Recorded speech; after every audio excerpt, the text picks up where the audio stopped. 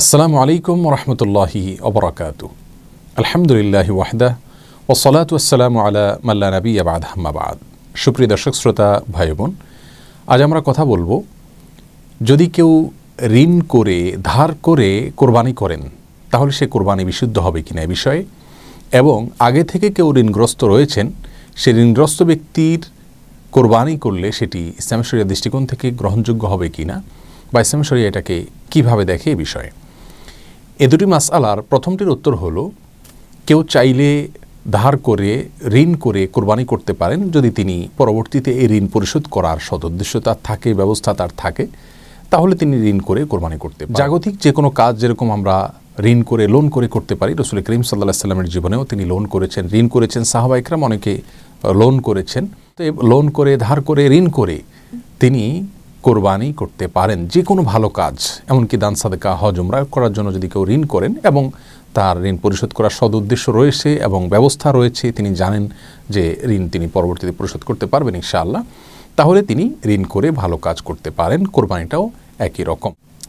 তবে ঋণ করে কোরবানি করা তার জন্য জরুরি নয়, আবশ্যক নয়। কারো যদি কোরবানি করার মতো সামর্থ্য না থাকে তাহলে ঋণ করে ইসলামী শরিয়া তাকে কোরবানি করতে বাধ্য করে না। আর দ্বিতীয় মাসআলার উত্তর হলো, ঋণগ্রস্ত ব্যক্তি যদি কোরবানি না করে ঋণ পরিশোধ করলে তার ঋণ কমে, অর্থাৎ ঋণ পরিশোধ করার বিষয়টিকে তিনি যদি অগ্রাধিকার দেন তাহলে সেটি তার জন্য উত্তম হবে, এ বিষয়ে কারোর কোনো দ্বিমত নেই। আর ঋণ থাকা অবস্থায় যদি তিনি কোরবানি করেন তাহলে সেটি তার জন্য সঠিক হবে কি না, এর উত্তর হলো, ঋণ দুই প্রকার।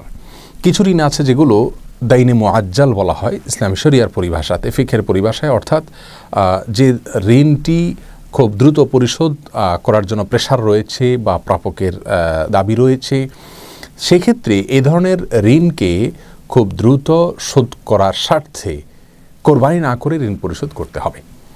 আর যদি দাইনে মুআজ্জাল হয় তাহলে সেক্ষেত্রে সেই ঋণ থাকা অবস্থায় কোরবানি করা যেতে পারে। যেমন একজন ব্যক্তি তার স্ত্রীর কাছে মহারানা আর ঋণ রয়েছে, মহারানার পাওনা রয়েছে, আরও এরকম অনেক সিস্টেমিক্যাল ঋণ থাকতে পারে যে ঋণগুলো তিনি হয়তো ধারাবাহিকভাবে কিস্তিতে শোধ করছেন অথবা নিয়মিত শোধ করে যাচ্ছেন একটি সিস্টেমের মধ্যে, তাহলে সেক্ষেত্রে সেই ঋণ থাকা অবস্থায় তিনি কোরবানি করতে পারেন, কোনো অসুবিধা নেই।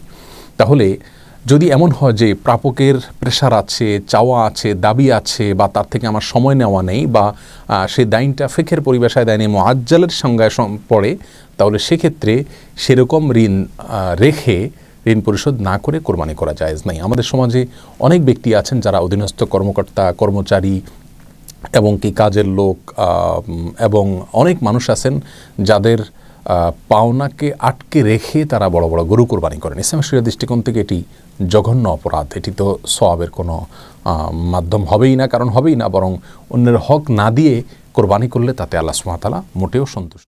অতএব আমরা এই ধরনের ঋণ থাকলে সেই ঋণগুলোকে পরিশোধ করাকে অগ্রাধিকার দেব কোরবানি করার উপরে।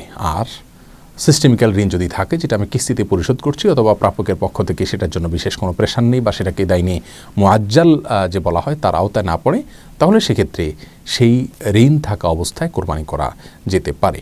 আল্লাহ সুবহানাহু ওয়া তাআলা আমাদের সকলকে সঠিক পদ্ধতিতে কোরবানি করার তৌফিক দান করুন।